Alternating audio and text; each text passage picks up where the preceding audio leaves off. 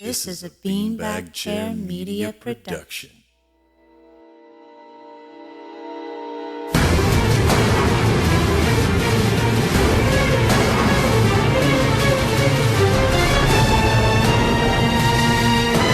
Hi guys, and welcome to Anime Noise. I'm Garrett. I'm a performing musician by trade, graduated with a bachelor's degree in music production, and have been binging anime for almost 2 decades. And I'm Emily. I'm a classically trained violinist and have been indulging in the animes since I was a wee little human. And this is an anime review podcast, where we help the new viewer decide where they want to start while taking the superfan on a deep dive into the overlooked realm of music and sound effects.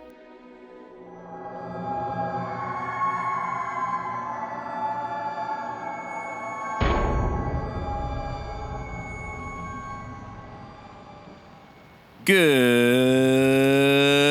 evening. Or It's not morning. Well, it's not morning for us. So. Yeah, we are actually doing this the day before we're supposed to release it.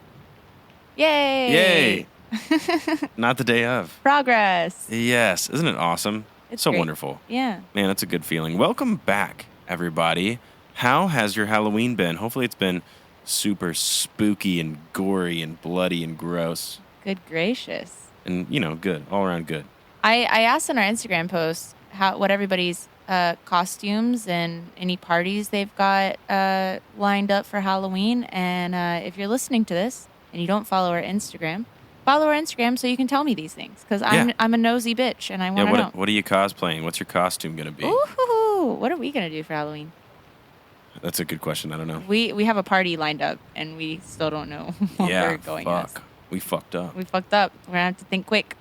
Think outside the box. Hopefully Amazon's got everything we need. We'll think inside the Amazon box. Yay. Yes. Okay. Today, guys, this week, I don't know if you saw all the gory scenes that we posted yesterday, but we're going over a really, really gruesome, brutally gruesome anime called Another. This one was rough. This one was rough because we watch our anime at night, and it's been storming all week. It's been storming all week, and we watched it at night while it's storming and thundering outside, and holy shitballs. As a matter of fact, it's storming right now. Yeah. Yep. That's the whole reason we put that. That's why it's there. This OST is fucking frightening. It is absolutely frightening. This one in particular, this is a very, very quick soundtrack to listen to. It's only about 30 minutes long. Quick. So it's very easy listening. And it is one of the songs almost got me with a legitimate jump scare. Oh, there was one that actually gave me goosebumps when I was listening to it. Yeah, there's a couple of super spooky things that they do. It was very impressive, but we're not there yet. Let's go over the credentials, shall we? Cool. I will start because the summary needed some work. Go for it. Whoops. So this one aired January 2012 to March 2012. It has 12 episodes, about 30 minutes each. The genre, horror, mystery, supernatural, psychological, a whole bunch of fucking shit. This has you going along the way. The summary. So I wrote this summary before we actually finished watching it. So I was like going off of what I've heard about it. And it was in fact not true. They got me. They didn't spoil anything. And I shouldn't spoil it for you. So I'm just going to read what I had. That's smart. No, we really don't want to spoil it. I don't want to spoil it. Okay. So Koichi Sasakibara. Yeah, that was close. Sasakibara. Transfers I thought it was Sakaki. No. It's Sasaki? It's Sasaki. Go ahead. That just sounds like Bukaki. You're gross. Oh, speaking... Okay, Oh, sorry. actually, really quick story, because this is hilarious. Okay. I played Cards Against Humanity with my family one Christmas. Oh, yeah. And my mom, being the sweet, innocent mom that she is, pulls out a card and goes, I think I want to play this one. I just don't know what it means. I was like, Mom, what is it? She goes, what does Bukaki mean? I'm like, okay, whatever you do, don't Google it. It's so funny. And so I think then my sister told her, which was also a weird thing to hear come out of my sister's mouth. So don't play Cards Against Humanity with your family. If you're uncomfortable, because my family used to play Cards Against Humanity all the time. Just didn't give a fuck. Didn't care, which was strange. Sorry to interrupt that. Okay. You said the word bukkake. It reminded me of a good story. All right, I'm just going to start that over. Yeah, start the summary over. Go ahead. Koichi Sasakibara transfers to the worst possible school that ever existed. He meets a peculiar girl with an eye patch, Mei Misaki, and turns out no one sees her in her class except Koichi. And then shit hits the fan. The end. Yeah, without spoiling anything. That's pretty good. Yeah, That's good enough. I thought so. It's upon first... By shit hitting the fan, guys, we mean that everybody dies. Yeah. Everybody dies. There's so dies. many deaths, and they're gross. They're very gruesome. And you get the awesome, like, anime blood splatter effect, you know, where it just, like, sprays out of veins and shit. Yeah, exactly. That sound effect. Kind of. It was my best impression. Yeah, it's pretty close. I was thinking of the like when the whole, you know, everybody gets covered in blood from that one scene. Oh God! And just sprays out of his neck. Oh God, we weren't meant to be sound effect people. That's for sure. All right, Garrett, tell us about the studio. All right, this was done by PA Works. They have been covered by us on our Angel Beats episode. We are throwing it back. Man, that's another great one. That is a great one. It was licensed by Sentai Filmworks.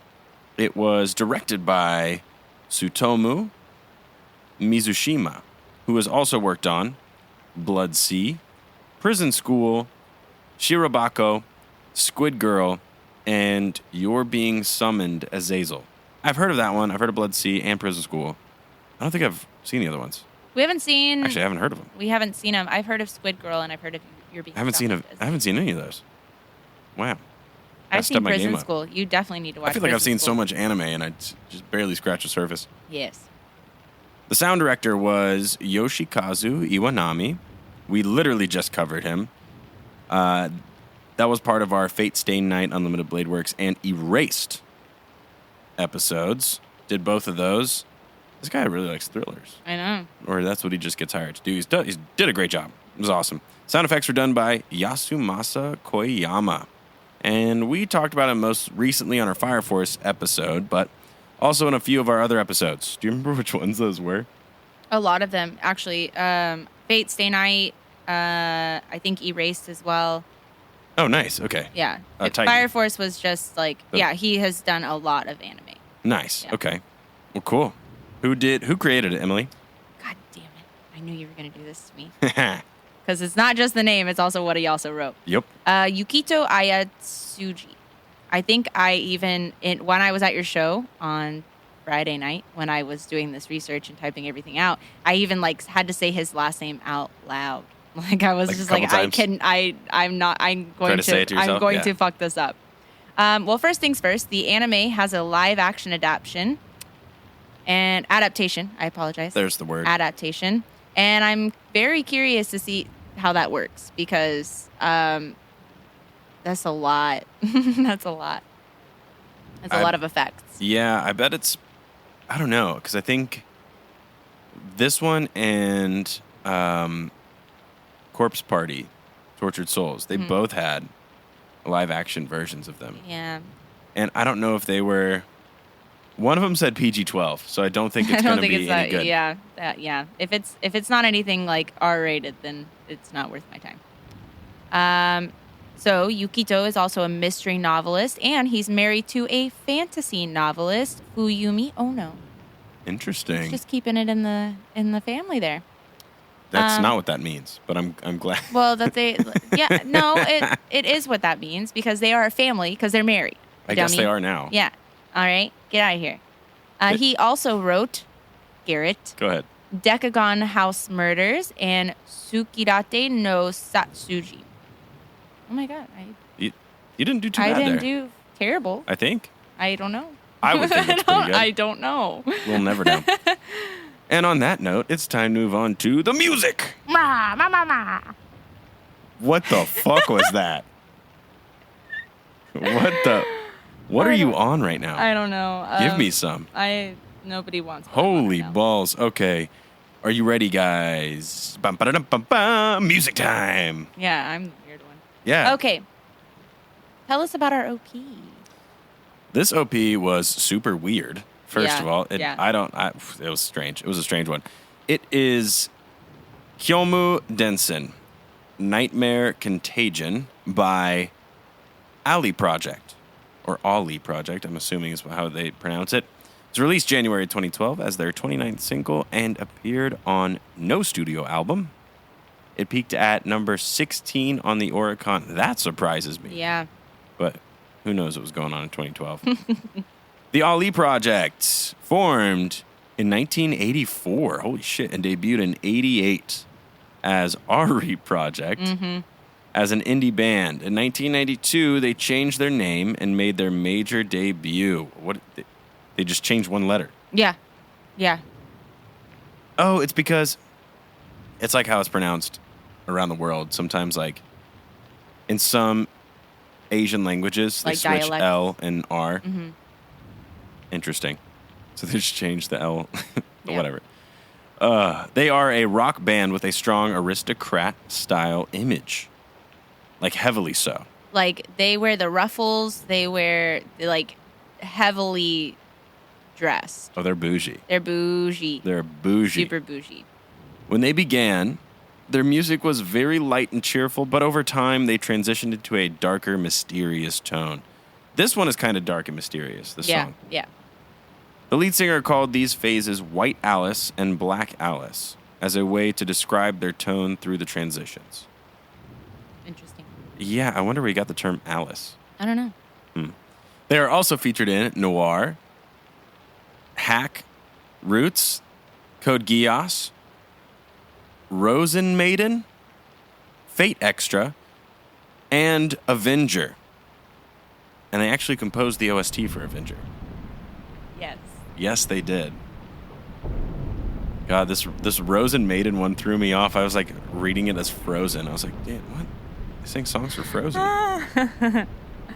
Cool. All right, are you ready to listen to Oh my God.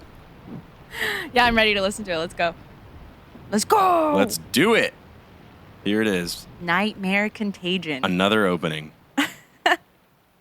Haha.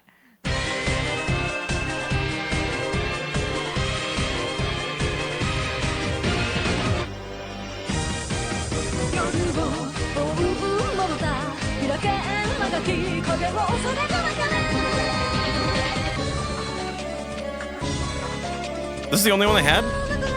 The only one that wasn't full length. Oh, okay. Well, I apologize, guys. The quality of this awful. video is terrible. Actually, What, most fucking things 8-bit? for this particular episode are not of quality. This may have to be another one that we re-upload eventually. Anyway, they have this really cool slow breakdown here. It's kind of creepy and stuff.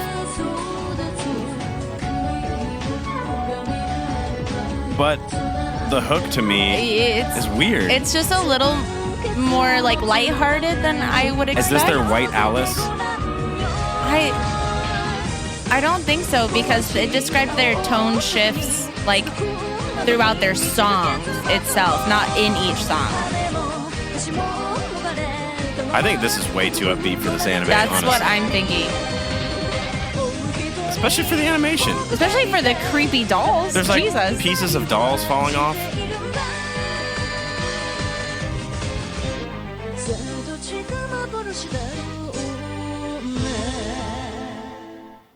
But I will tell you one thing. The lyrics fit like nobody's fucking business. Well, that's probably true. To me the music is like it's gonna get a no from me. Yeah. It has the darkness in parts of it. Maybe it'll get the goat noise. I don't know. I don't think the song fits. I think they could have done a way better job, especially for how this anime ended. Yeah. It could have been better. Yeah. Well, do you want to hear the lyrics? You want to know what Yeah, they let's go. about? Okay. The morning is pale and the past shall die. You will embrace loneliness once more. Open your eyelids that cover up the night. You must not fear the ill-boding shadows. Like a doll born out of a gloomy casket, your body is red and frozen, and your heart is soothed and raised by the dark. Can you see me? With how cold our joined hands feel, I'm digging my bloody nails into you, so frown upon me. Weird. Like, the lyrics match the anime creepy. Yeah, but I don't know if they match the anime entirely. Maybe there are certain lines out of that I think would fit. Yeah. I feel like you're right. And I also feel like they just chose like the most creepy song they could figure out. Yeah, I don't think it fits. Okay. I'm going to give it a no. Not that I don't like the song. I just don't think it fits the anime. True. I give it a C. You give it a C? I give it a C. To me, it gets like... I feel the elements of how they thought it could fit. The animation works, the animation itself for the opening credits. Yeah, but the anime doesn't even move as fast as the animation does. I'm sorry, not the animation, the music does. The music moves way faster than the anime. I'm talking about the sequence itself, outside of the music. I'm talking about the animation itself. Well, yeah. I mean... Sometimes the animation is just kind of... But we're talking music here. Right. But we talk about the sequence in itself as well. I know. I feel like they could have picked a better song to match the animation of the opening sequence. I definitely agree with you. I totally agree with that. They could have chosen a better song that had the same creepy vibes. But I also understand kind of where they're coming from in a way that they would choose something like this because I think they wanted to kind of balance out the anime itself. It doesn't sound like they picked... It doesn't sound like the composer worked with the band at all. Yeah. I think that they probably should have. It sounds like they just picked a song that they liked. Probably. And that was probably a band on their roster of bands that they could choose from. Maybe. It's got to get a no from me. I still give it a C. I'm a yes or no. I don't agree that it doesn't entirely fit. So you're going to give it the goat noise? I'm going to give it the goat noise. I'm going to give it a no. Yeah, I know. So we'll do both. Okay. I know that you know. I just said it. We're trying to come to an understanding of what noise to play, you freaking ding-dong. Ding-dong. God damn it. All right. Let's move on to the OST, shall we? Yeah. So the Go OST. ahead. You already were. My bad. Fuck me, right? Yeah, I will. Go ahead. It was released July of 2012 under the Kadokawa label. It has 13 tracks and has a duration of 30 minutes, as Garrett said earlier. The composer is Kao Otani. He is a music titan. Just after graduating college, he became a founding member of the music production company Imagine. Right out of college. Right out of college? Right out. You went with Imagine? Yeah. Jesus.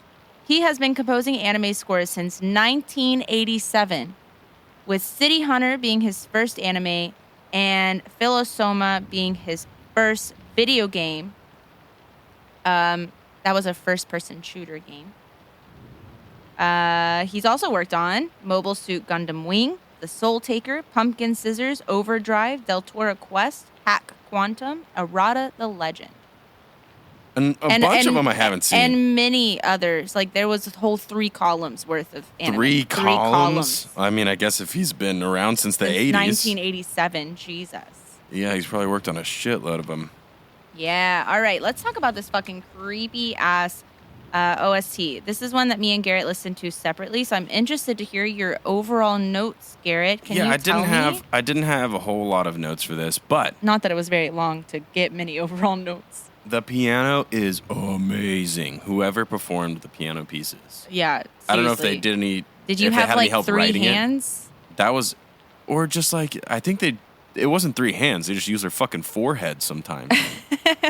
Smash their fucking head on the keys. It's true. That was with taste. They did it with taste. Yeah.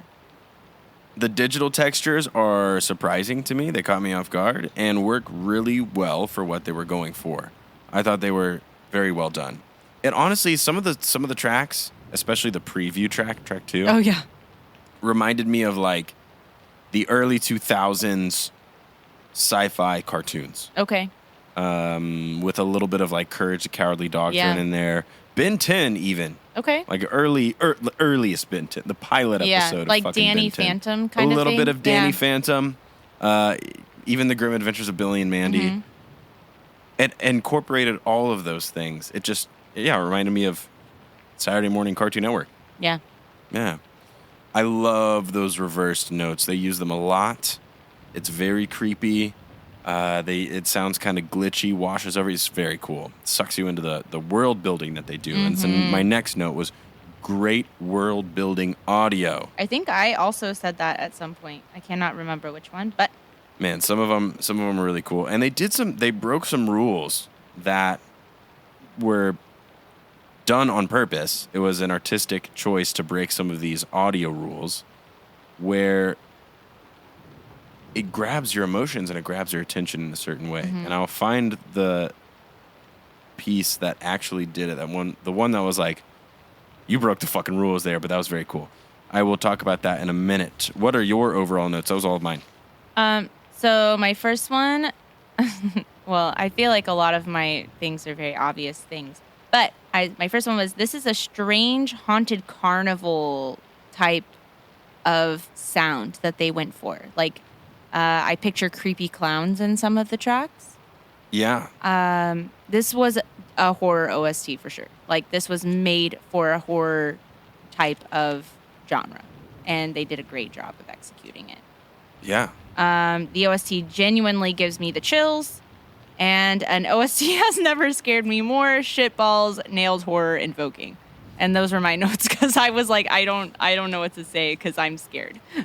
You know what? This actually, learning about the composer for this OST has me thinking like some of the artistic choices that he made throughout many of the pieces were very, now that I know he's like from the 80s or began in the 80s. It does very much have that like, Not necessarily 80s feel, but he does what older composers do. yeah, that's which what they don't worry mean. about the rules. They don't worry about necessarily the musicality of Well, I mean, everything. think about Akira. Exactly. Noise. You know? Yeah, they use noise tactfully. It's a generation that uses, they're not afraid to break the rules. Mm-hmm. That was like when all these new technologies came through in the 80s and 90s, they weren't afraid to break the rules. Now, if you think about some of our favorite composers today, Sawano, shit, I just drew a blank on a bunch of them. Yuki. I'm thinking of the guy who did Hayashi. Yuki Hayashi. Yeah. Yes. Now, all of the famous composers of today, they do a very good job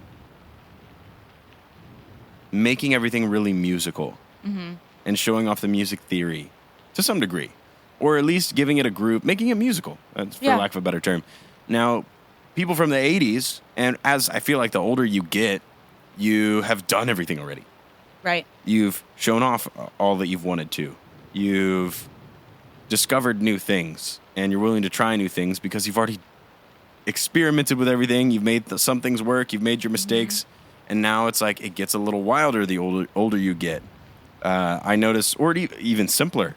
I notice the older I get playing bass, I'll learn a couple of new licks here and there, but most of the time I start to play simpler. Yeah. I think. Yeah. It's the older you get, the more mature you are as a musician, and I think I hear a lot of maturity in this OST. Mm-hmm. All right. Well, now that we've talked about our overall notes, let's start playing some music. Let's start creeping these people out. Yes, absolutely. What were your overall, like the full stars? Full stars, I had 3 full starred. Oh, number 3 full star. Yeah. Oh, okay. I thought you said like had 3 full stars. No. I might have had 3 full stars. I had 4 full stars. Me too. I had 3, 9, 12, and 13. I had 9 for the emotional effect, and I had 13 for the versatility that they had throughout. Damn, we only had 1 star together. Oh, really? Yeah, I had a bunch starred, though. I had 4. It was just 12. I did want to full star number 9, but I just didn't do it. Okay. I had 4, 8, and 11 half starred. That's so funny. Are those the ones that you full I actually starred 1, 4, 8, 11, and 12. Oh, wow. So, like, you full starred the ones that I just starred. Yeah. And then I half starred 5, 6, 10, 3/4 of a star on 9, and 13. I almost started this whole thing just because of how effective it was. Yes. Yeah. All of it every single track had purpose. Yeah. And it was executed very well. I also love dissonance. Oh my God. On The track 4, tension. I was like, whoa, hello, immediate dissonance. Yeah, it was. It was like right out the gate for most songs. And they do such a good job of it. That's what makes it so creepy. Yeah. So it makes it so haunting because it's a bunch of frequencies clashing with each other. They're not supposed to be there. Yeah. It is not major, minor, or anything, or It even is any just sevenths. far too close. It is, like I said, he plays keys with his forehead sometimes. Yeah. He had to get some extra notes in there. And they do something that is very cool too. I think it was number 5. Did you start number 5? No, actually, I only had one baby note for 5. Wow, I had a bunch of notes for 5. They do something cool on number 5. I know I'm still skipping ahead a little bit here. It's just a tactic that they use, which is not only do they use dissonance sounds much better and at least more pleasing to the ear when it's in the higher register. Mm-hmm. If I had, let's say, if I'm playing an E and an F, if I'm playing an E and an F in the bass, it's going to sound like super muddy and wobble like crazy. It doesn't sound good. But if I play an E in the bass and an F an octave, 2 octaves up, then it's going to sound a lot more pleasing to the ear. It's going to sound dissonant still, but a little more pleasing to the ear. Right. So I think that they do a really cool job because they end up using some bass dissonance. They play the low notes on the piano and make them wobble and crash into you like crazy. They save it for the end though, so you don't turn off the song. Right. Because otherwise, if you do it too much, it's just gonna sound like shit. Right. So great job. Yeah. They did a fantastic job with this OST. I hated listening to this by myself. Freak you out? Yeah, it really Especially did. in the storm? It really did because I was listening to it at night too. So it was dark. I had to turn on all the lights, Okay. like the overhead lights, not just like the pretty colored You got lights. that scared. I was. I pussy. do. I am not. Is it because we have a ghost in our house? Yeah. Fucking ghost. Well, I definitely want to play 4. I would love to play 4. That's fine because I have it starred. Let's do 4. Let's pick 3 songs. Okay, we both starred 12 together? Is that right? So 12 has to be one. Because I loved 12. 11 to me was even better than 12. And they did the jump scare trick, so I think we're gonna have to play 11 too. Okay. But we can play one more. We don't just have to play 3. Well, can we also play 9? Yeah. Also, I think the rain started. 4, 9, 11, and 12. The rain has already been starting. What are you talking about? It's in the background right now. Oh, yeah. Way to just ruin my whole post-production effect. Well, it's still... Not that I don't ruin it every time Yeah. anyway. It was about time.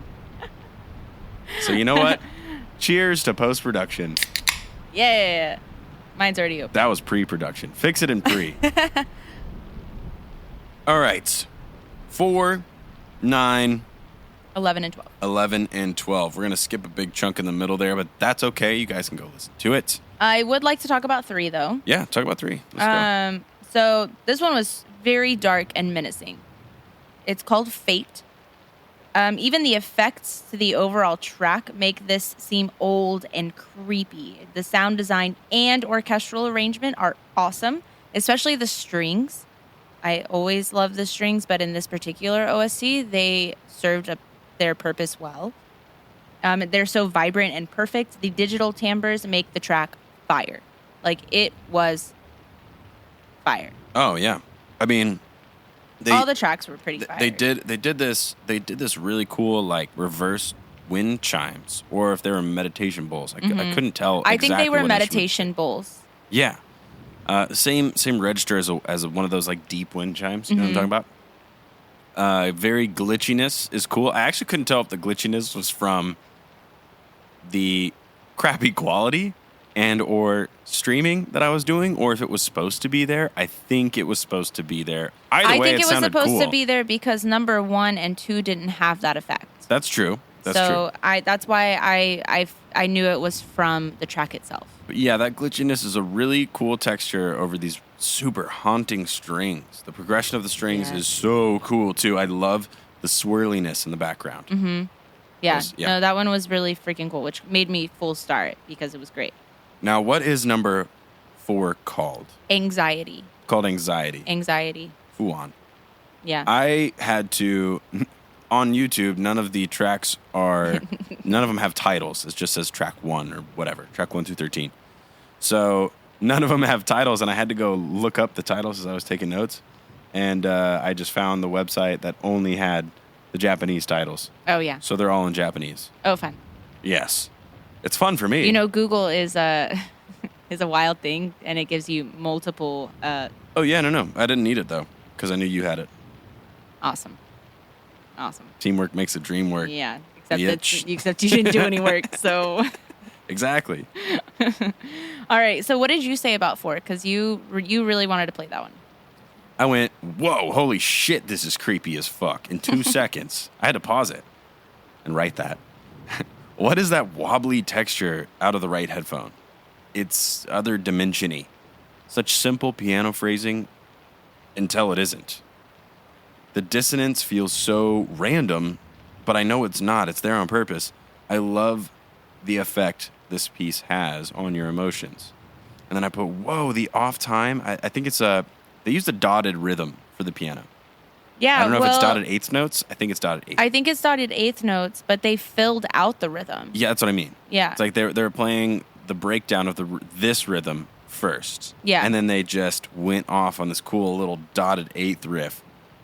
And it was awesome. It was so cool. And then I put, yes, use your forehead to play those keys. I feel like our notes are so fucking similar for What'd you that have? song. So this is the one I said, whoa, hello, immediate dissonance. And I said, this is some subtle elements of anxiety, but all the more inducing of it. Shit, my heart is pounding. Why? Is it that weird bird-sounding creature in the back? I didn't know how to describe it. I was like, it sounds like wobbly it sounds bitch. like a creepy bird hanging out back there. It's like a creature. The piano goes off on a tangent where it fills out the rhythm, and wow, does that heighten the sense of anxiousness? Oh my God, this dissonance is insane. That was so insane. But like, was pretty close. That was fucking close. That was pretty close. It's fun taking notes separate and like reading them together. I disagree. I know, you're codependent. Whoa. Oh, I said it. This is Like- the emotion that Emily's feeling right now at Yeah. me. Gonna stab a bitch. Hey, in look, the back. another Verizon tone. We had Sprint last week. Like, look, it sounds like a bird creature purring at you.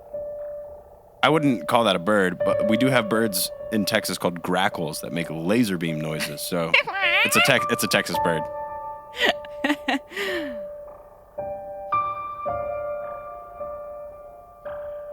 And the rhythmic texture is it's awesome.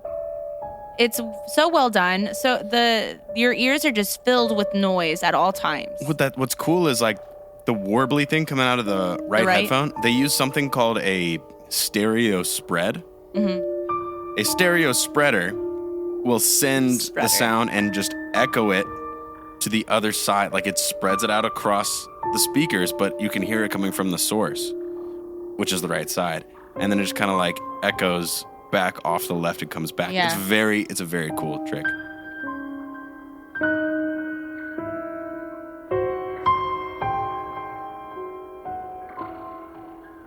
With textures like this that are so simple and creepy and they need space to make their magic, it's tough to fill out the entire frequency spectrum or keep your ears perked at all times.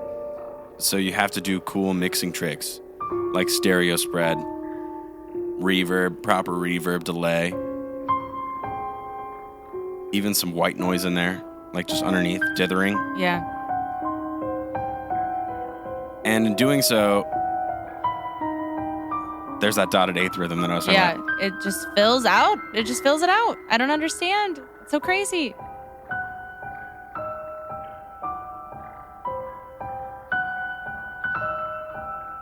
The mix sounds so wide, Yeah. too. That's what they were going for. It's what you have to do to a simple mix like this, or a simple timbres, simple phrasing. But really, it just sounds like you are Jesus. And they bring in the bass. Fuck. I don't like it. Really, what this So sounds like is creepy. just like you have this piano in an empty, vast space, and it just rings throughout and bounces off the walls and comes back and like slaps you in your face. Because all of those tones from the reverb are just stacking on each other.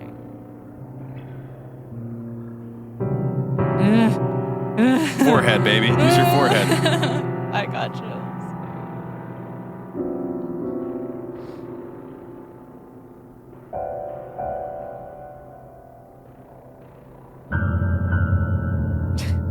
That's a rule breaker right there. The dissonance in the bass. Playing two bass notes Yeah. together, especially that are so close to each other, like that, it's usually a big no-no. Except for this. Except when you want to do it, there's With tact. really no no-nos in music. With tact. It's kind of cool how music works. There really, truly are no rules. You can do whatever you want. But you should There's theoretical rules. You should. I mean, it's called music theory for a reason. However, you should. If you're gonna write a pop song, you shouldn't do that. You know what I mean? Unless it serves a purpose. There are no rules, but you should put them into context. Yeah. Unless you're doing it with purpose. Unless you're like, what's her face? The chick who plays Bury Me Six... starts with a P. Puh. It's Bury Me 6 Feet Deep, Cover Me in Concrete. Oh, Poppy. Poppy. She does shit like that, where she will change it up and instantly be like, Context. she'll be like creepy, and then she'll turn it into a pop song. Yeah. So That's yes, context, though. it's context. So And- that's an example But she of doesn't how really. that works. She doesn't really break rules necessarily. She just mashes genres together. Right, And like but the I'm- transitions, kind of, they shouldn't belong together, but she makes them work. Right, but I feel like if she had wanted to do something like that, it could work because that's her style. That's the way, like, I would expect that from her in one of her tracks. Yeah. Yeah. Yeah, a good example of that too is what is the band name that writes Black Catcher? Vika Blanca. Vika Blanca. Vika Blanca does that. I think it is Black Catcher. The piano in the beginning. It gets a little Oh, crazy there for yeah. a second, then cuts And out. then it cuts out. and goes right into the main hook, essentially. Yes. So yeah, you can break the rules. Just do it smart. You Yeah. know? Break Uh, them with a reason. Did you want to talk about 5? You said you had a lot of notes for I that. kind of already did. Okay. Which is, I did want to say this, though, because they do have this really cool filter that they added to help the crescendo. I think it was keys. They actually had the filter was so heavy on it that I couldn't tell what Instrument. it was. I think it was a synth of some kind. But the filter is so cool. It hides the actual timbre of what it is, hides the instrument. But they use it to ascend, help the crescendo ascend.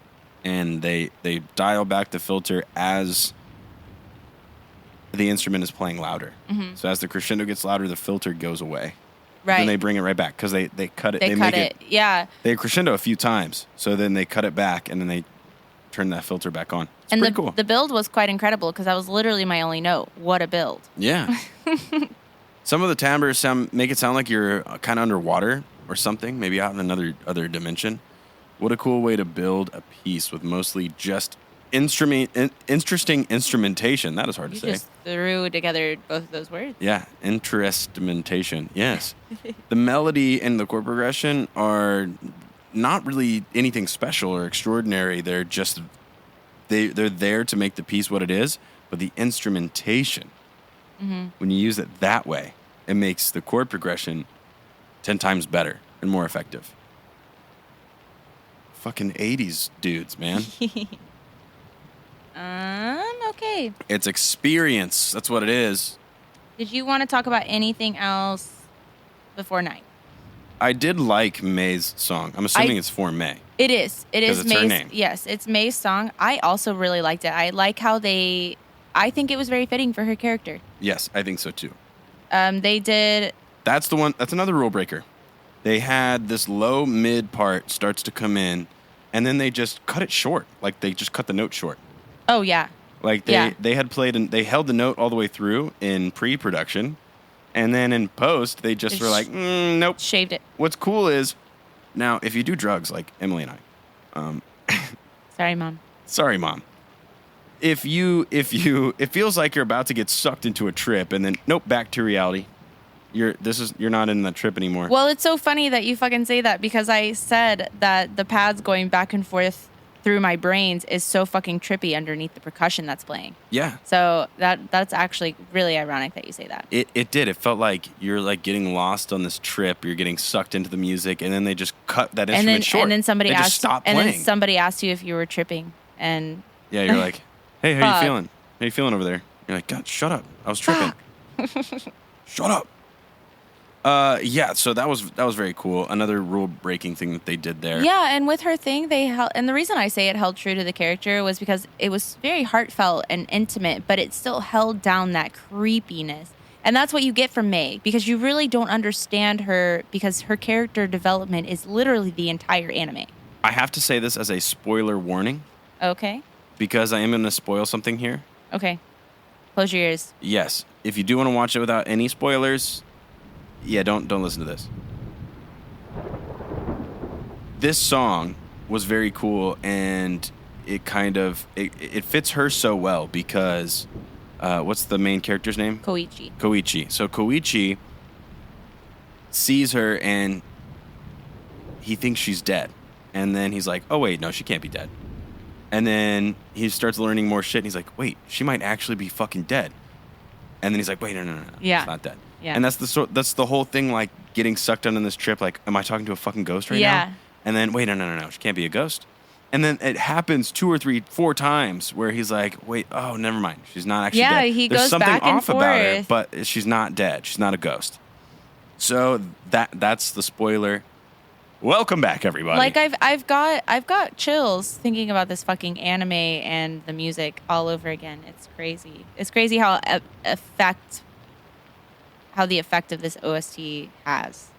Yes. Because Yeah. it's such a well done job on Oh, it's giving fantastic. creeps. It's fantastic. Okay, I would like to talk about 8 before we move on to track 9. Yeah, I mean, I full start 8. Oh, that's right. So you go ahead. You full start it. I loved the subwoofer stinger that they use. Oof. And then the motherboard sound underneath, they have this really cool, like, robot, like a motherboard working. Uh-huh. It's like what I imagine the inside of a computer sounds like. It's not. It's just the sci-fi version of that. And they have it so quiet in the mix that you can't really hear it at all until there's nothing else playing. Yeah. It like sits right on top of the sub, which was cool. Mm-hmm. But when the main melody comes in, it's gone for a second. And then the melody is it's spaced out pleasantly enough that you hear all the subtleties and everything underneath, how it pokes through the space in between the melody. I thought that was wonderful. The other stingers have such a cool spot in the mix too. And the piano, oh my God. Simple and effective ways to invoke emotion. They think about the piano piece intervallically. And then they take us out with some white noise and static at the end. Now, guys, intervals are everything in music theory. Intervals are, if they're used appropriately, like in this piece, number 8. Unrest is what it's called. They can really say lots of things. They can tell you whether you're happy, sad. That's the whole reason you have a minor chord. You have the intervals 1, you have a flat third interval, and then you have the 5th interval. It's a minor chord. We know that is a minor chord. That's just what it is now. It's minor triad. But when you play melodies and you don't have chords really at all, you just have these kind of sounds that dance in between music, like the subwoofer stingers and things like that. You might have a general key, but when you play intervals over the top of it, not only do you have the intervals of the melody, which tell you something, but you have the intervals of those notes and what they do with the rest of the mix and the rest of everything that's happening, the stuff that's not real notes. And so you get kind of this blend of color through the intervals that are chosen in the melody. And I think that's wonderful. And they thought about this piece strictly intervallically.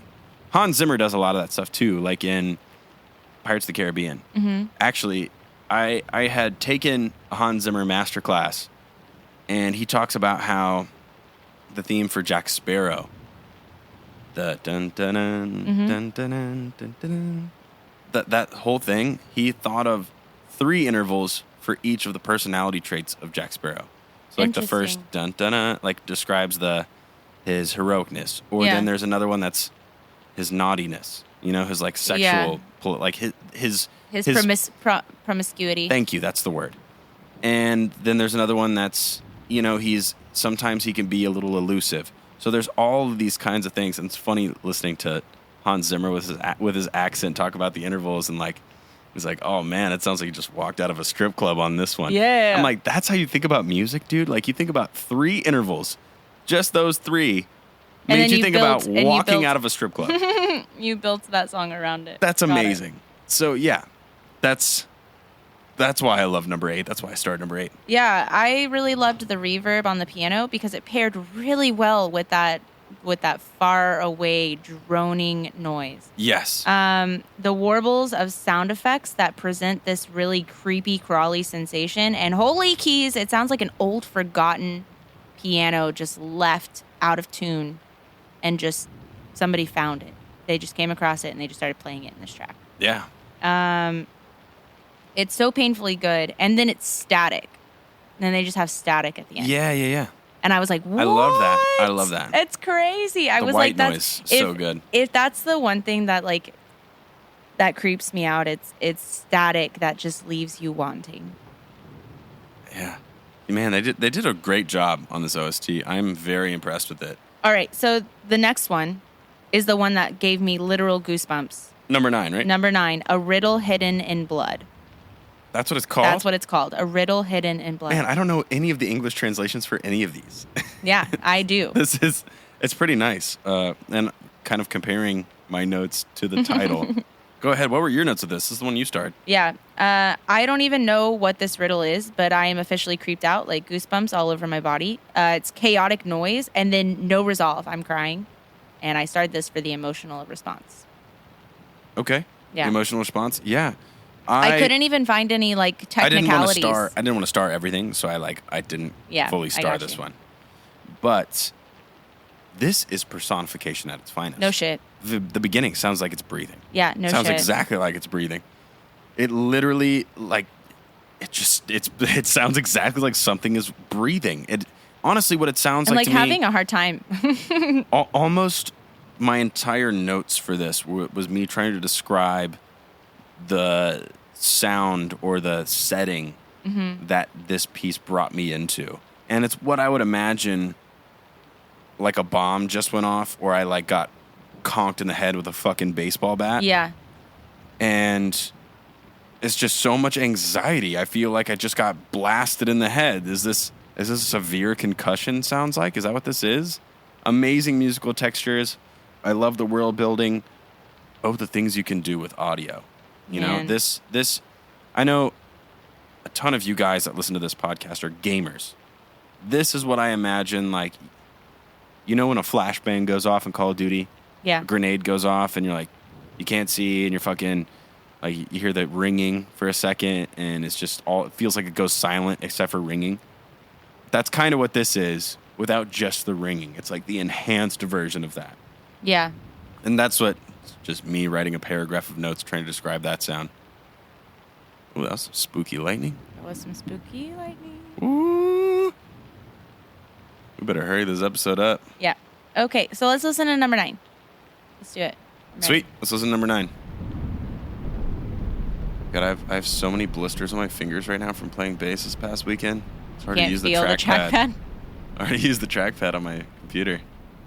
All right, here's number 9.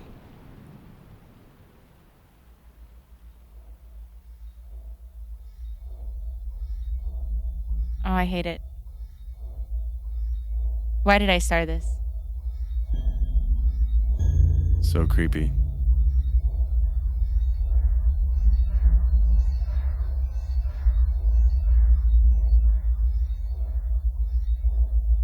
I'm dying.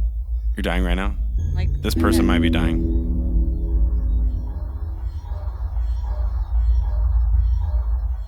Ah!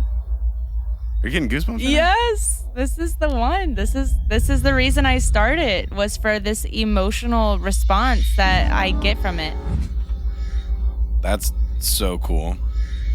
And yet, like, that sound that is so high pitched and warbly, but yet all my ears are consumed by are the low undertones. Those, Yeah, it's like vibrating your fucking skull. Yeah, my body is responding to that. That's so cool. Oh my God.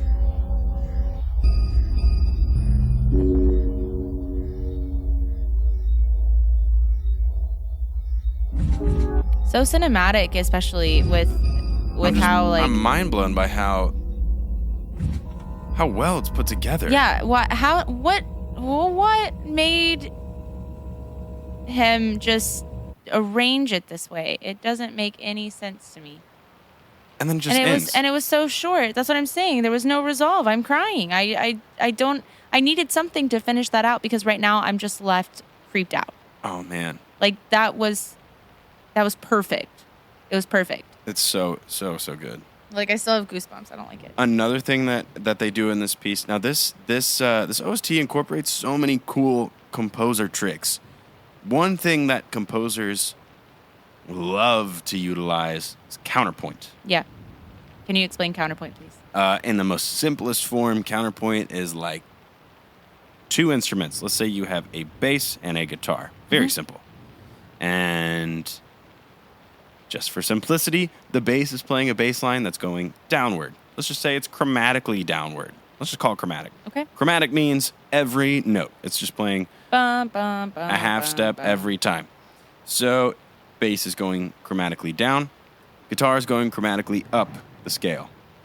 That is so cool. That is counterpoint. Yep.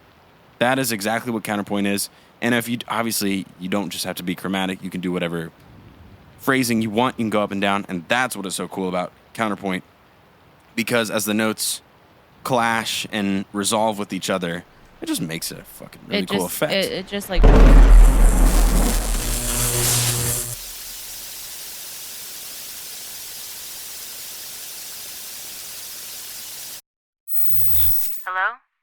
Are y'all there? Hello, Emily, can you hear me? Yeah, you're kind of coming in. Oh, let me adjust.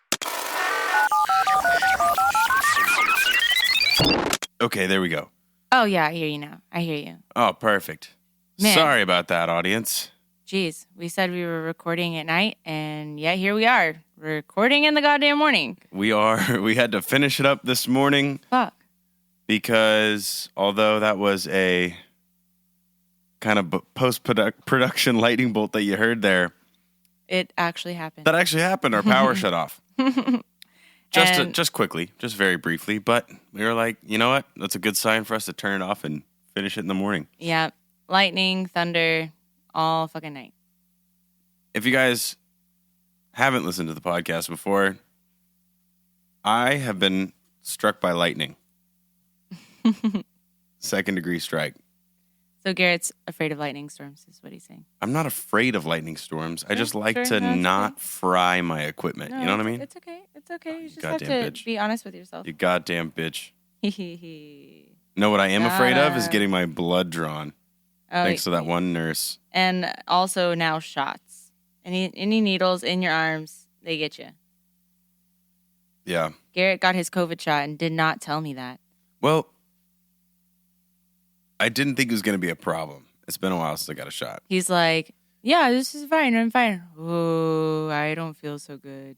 I'm like, oh, shit. So the story behind this nurse, I was getting my blood drawn just for like blood tests. It's like where they have like 3 little vials and they fill them all up with blood. and it was my trigger warning if you don't like blood. That's a little late, but yeah, you shouldn't be watching another then. That's for sure. They had put the needle into my right arm, and what they do is they have this little clamp on the needle so they can switch out the vials really quick, and then she like screws it on and then releases the clamp, and so my blood will go into the next vial. She's doing that for 3 vials, and on the second one, she bumped her hand, let go of the clamp, and blood just squirts out of my arm like on a heartbeat. You know what I mean? Like all over Pulsating. the desk, everywhere. And she goes, "Oh shit!" I'm like, "What?"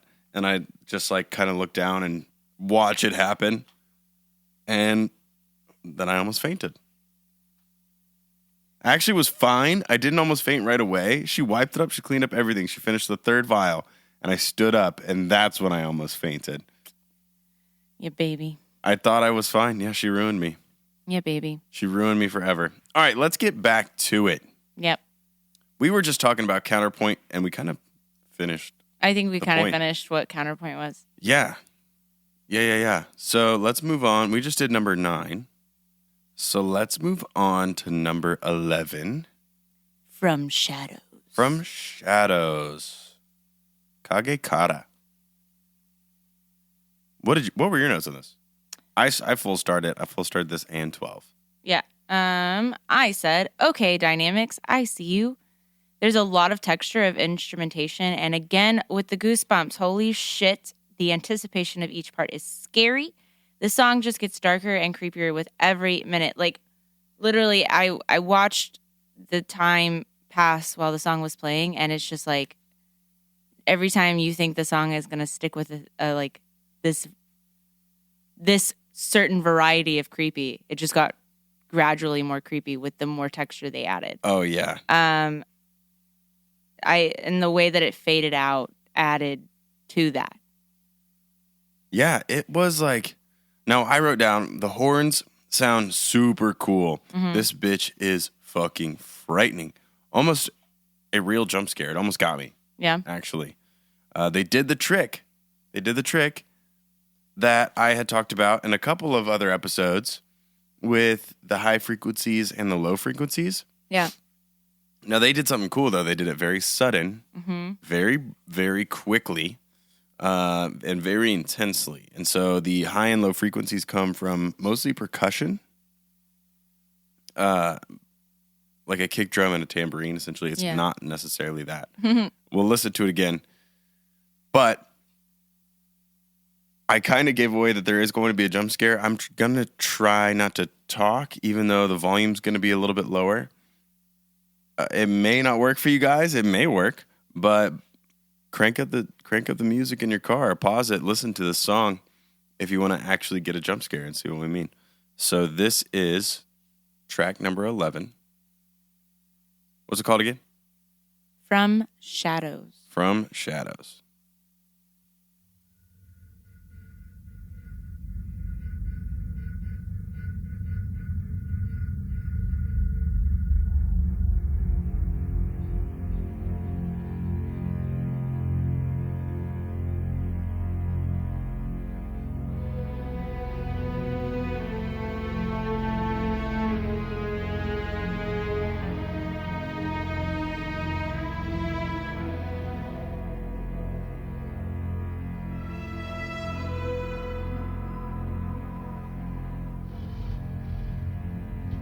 So creepy.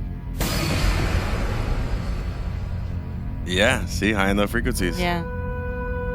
So that's the jump scare I was talking about.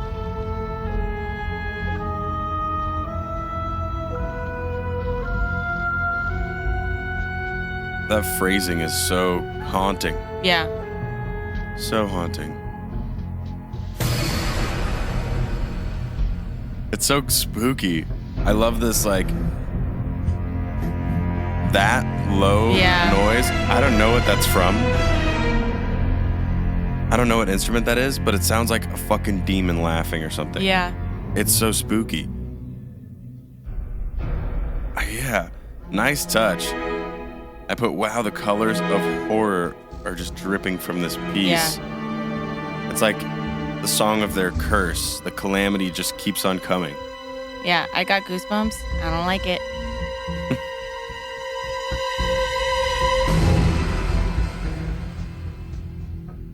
But they kind of like change the way they execute creepy, and like the strings or the horns were in the first part, the strings were in the second part, and they just keep adding texture to it. Layers upon layers of stuff. Yes.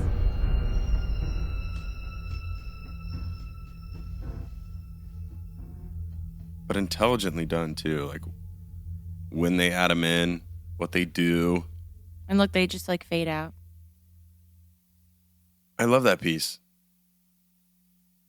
Yeah, I like it. I didn't full star it, but I had a star next to it. So I liked it.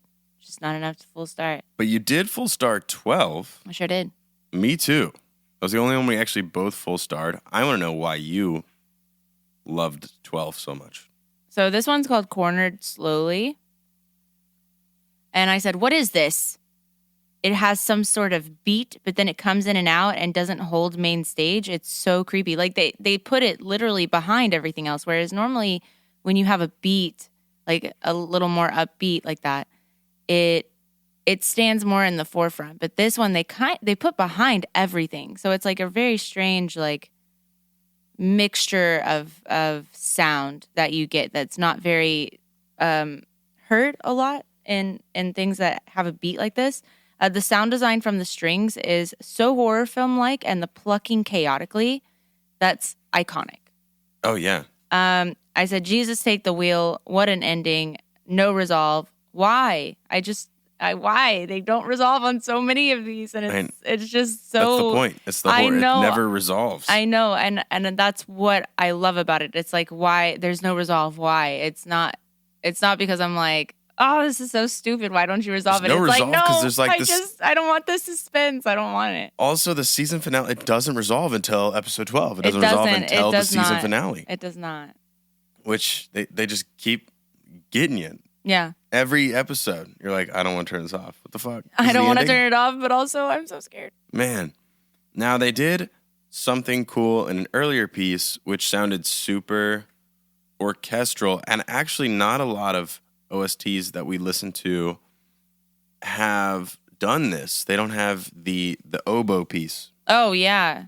Was it oboe? I couldn't tell if it was oboe or bassoon. I don't know about this one. It was a previous piece. I forget which one it was. That would have been number 10, Cursed Tradition. Yes. Yeah. Number 10 was an oboe piece that was very cool because oboes are kind of like the curious wanderers. And that piece in particular, number 10, sounded like they were searching for, spoiler alert, the tape. Oh, yeah. They were searching for the tape, and that's kind of what that whole thing sounded like. It's like while they were searching, trying to find the thing the clue. Ooh. And this one has that same sort of wandering curiosity. Feel, yeah. But I think this one, number 12, I think it was at the very last episode or the second to last episode when they're searching for each other. Mm-hmm. Yeah. You know what I mean? Yeah. Okay. Because this one's way spookier. You know, I'm thinking about like the oboe being used as not so wanderer-ish with this one. But in a way it kind of is because they are wandering through this space of the curse and trying to find out who the dead person is. And the dead person is just kind of wandering. Yeah. So, and it's called Cursed Tradition.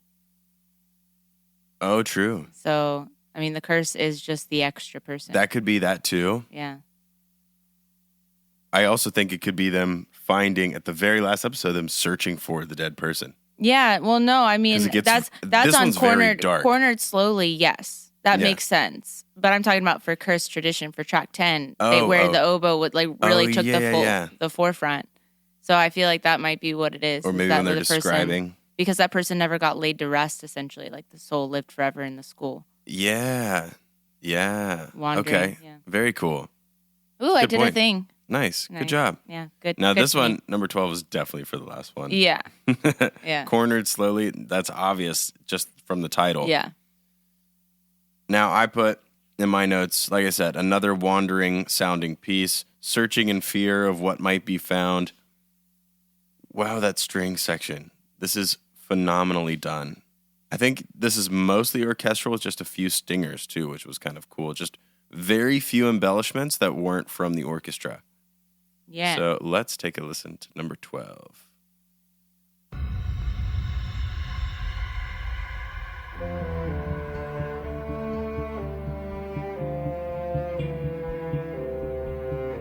I also love the melody. Yes. But do you hear that beat underneath? That. Yeah, but it's like it's a beat, but it's hidden. It is very like super low It's very arpeggiated. low.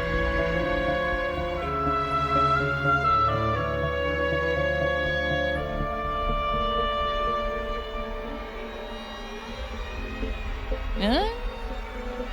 Oh god damn. That string section though. They're screaming.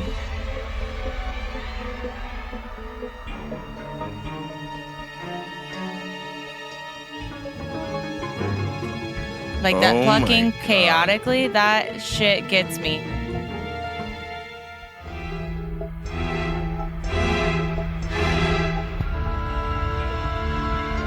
There's the wandering. Yeah.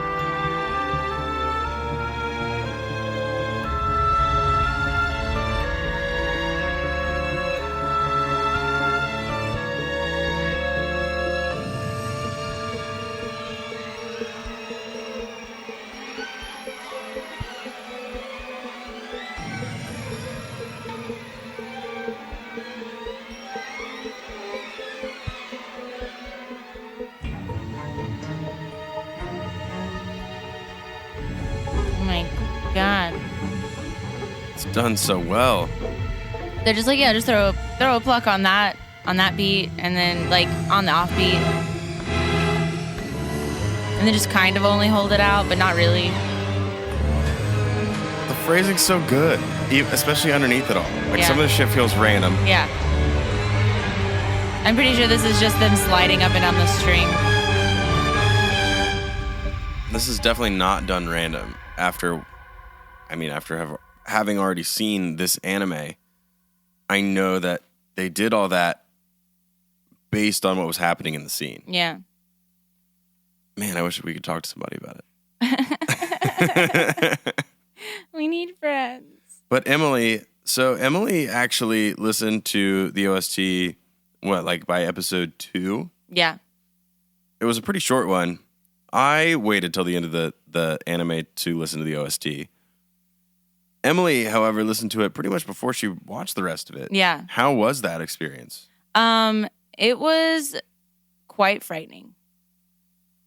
It was frightening? It was frightening because I already knew, and especially because I didn't really know the story. You know, I did all the research. I listened to the OST, and then I didn't really know how ridiculous it was going to get. Oh, The anime. So it was frightening because now I know that the OST is scary as fuck. It is scary as fuck. And then when you put it in context and you've got the animation, which is creepy, and then you got the OST, which is creepy, it almost heightened the creepiness, even though I knew what to expect, because now I'm putting the two things together, and they together make up this very haunting that's media. that must have been. It makes me want to I don't know if I want to listen to the OST beforehand. And obviously, it depends on how much music there is. Yeah. Because otherwise, we just won't have time to ever finish the fucking anime and release it for you guys. But I do want to start doing that, listening to the OST beforehand, because it does bring a different perspective. You kind of hear a piece and you remember what the piece sounds like. You're like, oh shit, Yeah. this is where it goes. And oh shit, that was that part that's about to happen. And they used it for this scene. You know, it's a cool way of doing it. So I am a little envious of you. But if you guys haven't seen it, there you go. You have the entire OST right here in our YouTube playlist. So just listen to the whole thing. Do it. And then go watch the fucking anime. Do it. There's no spoilers that way, even though we just gave you spoilers this whole time. But whatever, Who cares? Still worth the watch. Always. We are assuming that you have not seen the anime, or that you have seen the anime since you're listening to this. But we also understand that sometimes you want somebody's opinion. Yeah. Yeah, absolutely. Yeah, we liked this one. All right, I think we're done with the OST. Is That's that it. right? Okay. That's it. That's the last one I wanted to play. Okay. Phenomenally done. So good. Yeah, I don't really need to talk about number 13. Although, definitely listen to 13 because They kind of end the OST with 13 the same way that they started. yeah, and I liked that. They were actually, those two songs, number 1 and number 13, are kind of two sides of the same audible coin. Yeah. Which is pretty cool. I love when they do things like that. It's like their own Easter egg. Yeah. Cool. Well, let's move on to the ending, shall we? Let's do it. It is that time. Yes. All right, Garrett, tell us about the ending. This song is called Anamesis Or by Anamesis. Anamesis. Anamesis. That's how you say it in Texas. There's a different language called Texas. You don't even know. You weren't even born here. I know. I don't need to know. It's okay. I've been around you enough. Oh, rude. You let us slip out sometimes. Shut up. Anamesis by Annabelle was released February of 2012 as the first major solo single on the album Mini Escape. And not like Mini Escape, like you're running away from something. Mini Escape. Mini Escape. That's an interesting album title. Yeah. It peaked at number 104 on the Oricon. Annabelle formed in 2005, and when beginning her music career, she had 2 different projects that she was a part of before going solo in 2009. She's also featured in Higurashi When They Cry, Love, Elections, and Chocolate. Want to watch it? And Sankaria. Not to be confused with Santeria. That's a Sublime song. Yes. All right, let's listen to the ending, shall we? It doesn't surprise me that it only peaked at this much. Peaked at 104. Pretty chill.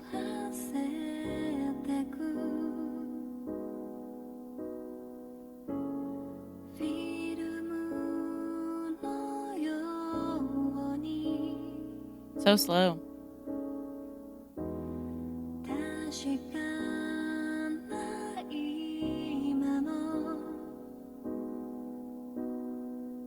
Who uploaded it at this quality? You're so judgmental. Goddamn. Sounds like garbage. Goddamn audio file.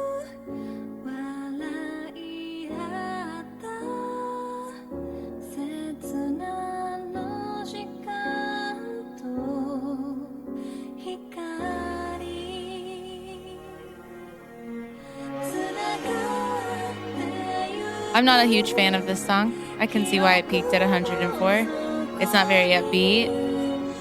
Yeah, I think it fits the anime better than the OP, though. It's like almost I think sad. it hits the Also, they sentimental spelled part. it. They spelled the name of the song different here. They spelled it Anamnesis. Oh, no, even... They spelled it with an extra N. Oh, yeah, that's my bad then. Anamnesis. Hey, listen, I did this at a show at night. Okay? Nobody's blaming you. It's fine. Anamnesis. That song was nice and chill. I think it fits the anime better than the OP, personally. Although the OP had some darkness to it that kind of goes, but to me, this like super sad, somber, this ending, this is why you need more than one. Because this ending fits the ending, the very end. The very end. The Yeah. very end of the anime. It fits that. It doesn't really fit the rest of it, but it fits better than the OP, in my opinion. I'm going to give it musically, yes. Let's hear some lyrics. All right. Let's hear them. Let's hear them. Just as the colors fade from the old film, the things I feel from the present fade from memory sooner or later. as well as the short-lived times of happiness and innocence we enjoyed. I believe the memories we have in common harbor the potential for finding love again deep within. Even now, I believe that. Okay. It doesn't really grab the anime. It doesn't, and I get where they're coming from. Like, they've brought up memories, they've brought up like fading. Like, I get it in the whole scheme of things, but I just don't think it fits the whole anime. I don't think it does either. This anime, it has too many creepy factors for this song to work, because half the time you ended on a note that it was like chaotic and psychologically ridiculous. It is psychologically ridiculous. I think this is going to get a goat noise from me. Not even the full check mark. I don't think it fits. You don't think it fits? No. So they both pretty much get Nah. mash. So we get them both buzzers? I think they could have done better. As much as I want to, like, root for the opening, I think they could have just done a better job with picking opening and endings for this particular anime. I would agree. Part of it too is because this has some level of just underlying cheese factor. Yeah. The whole anime does, because it is a horror anime, and it was done very well. It was super creepy. I loved it a lot. However, there is some underlying cheese with the horror, and it doesn't teach you a lesson like the ending implies. Yeah. It doesn't teach you that lesson that the lyrics are describing. You know what I mean? This whole, like, keeping people's memories in your hearts and all that nonsense. That's like, not that that's nonsense. You know what I mean? It just doesn't, like, that's not what the anime was about. That wasn't the theme of this entire thing. And that's why I can't stand behind it, because even the lyrics don't. If you're gonna play the ending over the entire anime, it needs to fit a general theme of the anime, and this is a very small theme. It's only in, like, the last 3 episodes where you, like, could really fit this. Yeah. Because they start to learn about how the memories change each year. Well, yeah. Well, the memories of the students and stuff. Yeah. Yeah. So, I mean, I don't know. They should have gone a little darker with both the opening and the closing, because it just doesn't. I mean, this anime was creepier than the lessons that they taught. It was mostly just like a creepy fucking curse. Yeah. And they should have gone after that rather than the vibe of. It's a weird lesson to throw in about keeping people's memories in your heart and stuff, when the whole point was, like, let them die. Yeah. Yeah. Let people fucking die and rest in peace. That was kind of that's the lesson I took from it. Yeah. Don't hold people's souls in a classroom. Grieve and move on. Yeah. Yeah. Well, so you win some and you lose some. OST, this is kind of like, it was the opposite of something that we just listened to recently, where it had an amazing opening and closing, but the OST fell short. Yeah. Yeah. Well, that is it for the music, guys. We do have some fun facts for you. Some fun facts fucking. Some fun facts fucking. That's right. We throw the fucking around, you know? You got to mix it up. It's not fucking fun facts today. It's fun facts fucking. All right. So Koichi Sakakibara's last name was actually taken from I thought he said it was Sasakibara. Sasaki. It is. It's a typo, okay? I think it's Sakaki. I don't know. You don't know anymore. Yeah, I don't know anymore. We've been saying the characters' names yeah, wrong this I whole don't time. fucking know. I'm pretty sure it's Sakakibara. But like I said earlier. Well, this one's spelled completely wrong. Sakakibara. So either way, this one's wrong too. No, that one's spelled Sakakibara. Are you dyslexic this morning? Yeah, I am. I did not get enough sleep. Clearly. It's okay. I even overslept taking my daughter to school, so it's all right. The school sucks anyway. Oh gosh. Okay. So his name is actually taken from the name of a real life middle school murderer of Japan.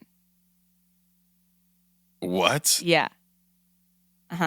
This actually played a hand in the original Another novel, with Koichi being bullied at his previous school due to the shared name.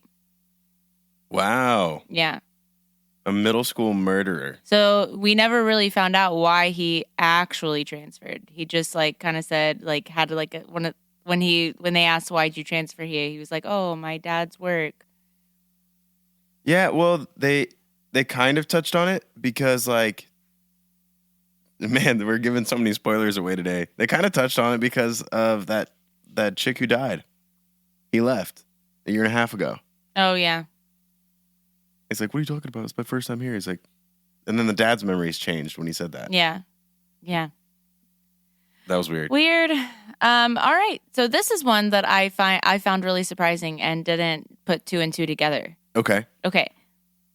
So for those of you who have watched it, do you remember all those like freaky fucking scenes where they would just throw like a image of a doll in like a transition period? And like or you're like a piece of a doll. Yeah, and you're like left wondering like what the fuck is that? Like what purpose does that serve? Of course we find out like in the middle of the anime what purpose that is. But each episode title is a reference on how to make dolls. Really? Yeah. So some of the episode titles: Blueprint, Glass Eye, Sphere Joint. That's so weird. Rough Draft. Like that is so weird. Isn't that like that makes it so much more creepy? That is, yeah. Creepy is the theme of today. It is Halloween season. See, and this is another reason why I don't think that the openings and closings fit. They weren't as creepy as the rest of it. Yeah, every element they put into this was so creepy. So fucking creepy. But then they just like bombed the OP in the ending. Yeah, great songs. It's not like they were bad no, songs. No, just not something that fits the anime. That is the point of this entire goddamn podcast, is to figure out what fits. Oh, jeez. All right, it's important. All right. We got it. That's why we're here. Yes, that is why we're here. And that's it, guys. That's finished. The end of the fun facts fucking. Yeah. We were initially supposed to do Corpse Party Tortured Souls this week. Yes, we did. That was the original plan. We actually finished it. And you should watch Corpse Party. That's fucking brutal. It's called Corpse Party Tortured Souls. It's a 4-shot OVA. So there's only 4 episodes. It's on High Dive. You should go watch it. Fucking awesome. So gory, too. Oh, my God. That was brutal. That was way more brutal than this. Oh, yeah. That was like... that was... I wish we could find the OST for that. That's the reason we didn't do it. We couldn't find the correct OST for sure. Because the way that they were making it seem was that they just used music from the game, but not all of it, because there's like multiple games. So we're going to have to dig a little deeper if we do want to cover Corpse Party, which I think we should. It's a great anime. You guys, maybe next year. If you love gore, which I know you probably do if you've seen another. Oh yeah. We'll probably do that. Yeah. All right, Emily, take us on out. All right, you lovely humans out there, whether you're taking us with you for the ride, or you're chilling at home in your own BBC, or your couch, or your gaming chair. Or recliner. Oh, man, I wish we had one of those still. Home theater. We are absolutely thrilled that you are taking us with you on this special journey where we talk about anime and musics and sound effects with you every week. We do it every week. Fucking week. And if you could do just a couple things for us, go to our Instagram page, hit follow if you're not already, and if you are, send us a message. We would love to talk to you guys. We love shooting the shit about anime. So we love getting memes. Yeah, go connect with us. We love getting memes, especially from Gabriel Colin, unless it's a fucking Vin Diesel meme. Love you, man. Yeah, so go out there, connect with us. We would love to talk to you. And don't forget that there's a link to everything that you need to know about us in our show notes. One in particular, the YouTube playlist for all of the music in today's episode, and the entire OST, everything in between. And while you're there, don't forget to hit subscribe to our YouTube channel so you know when new playlists come out and when we upload any new videos. We do plan on doing that during the next important point that I need to talk about, which is we are going to be taking a very short break, very short hiatus between November and December. Yeah, essentially our break is going to be November and December, but we will probably throw a couple episodes, maybe some adventure time. Yeah, we'll throw in some shorter episodes. We just need some time to kind of regroup. We're taking a vacation. We're going to go to Florida. All the holidays are coming up, and we would also like to, get ahead. Yes, and it'll allow us to. That's true. We are moving, and it'll allow us to have a little bit more of a presence on social media of all kinds, and get some more good content out there for you, and connect with you guys a bit better. Life is overwhelming, and it's okay to take a break. This is. Are you telling yourself that? We already knew that. No, I'm telling everybody else. They know that too. Maybe. They know that. Maybe. It is okay to take breaks if you're feeling overwhelmed and take a step back from things that you really love doing, but you want to make it better. I mean, yeah. We want to make it better. We want to make this a better listening experience for you. So we are going to do our best to come back with season 2 with a goddamn bang. Well, we're going to end with a bang. We're going to end with a bang. We're doing our fucking birthday party in 2 weeks. Yeah, we have started planning. Next week we have Yamishibai. Yeah. Which is Japanese ghost stories. That one's going to be interesting too, because what is there like?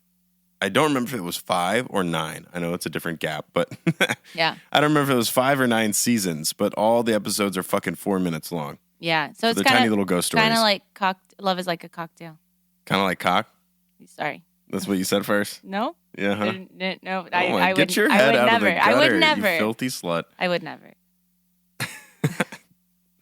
Yes. So we're gonna be doing Yamishibai next week. Also, I guess there is one more thing that I gotta say. Please click the link to our Etsy shop if you're feeling generous. This is how you can support the show. How another way that we can make better content is to have nice things. So we do have some nice merchandise. All of the art, all of the fan art that was created for us by some up and coming artists. They are also linked in the description on the Etsy shop. But we have prints. We have stickers, buttons. We have a t-shirt. So if you guys would like to support the show, go check out our Etsy shop. Or if you're just feeling generous, there is a donate button in the Linktree link, as well as just a link to our Buy Me a Coffee at the very bottom of the show notes. But that's it for me. That's it for me. I can't wait to do Yamishibai next week, and I can't wait to do our fucking birthday party. That's going to be a lot of fun. Let's do it. I wonder if we can live stream it. Yeah, but that's it for me. All right. We will see you next week. Yeah, y'all have a fantastic fucking week, guys. And tune in for another episode of Anime Noise. Bye.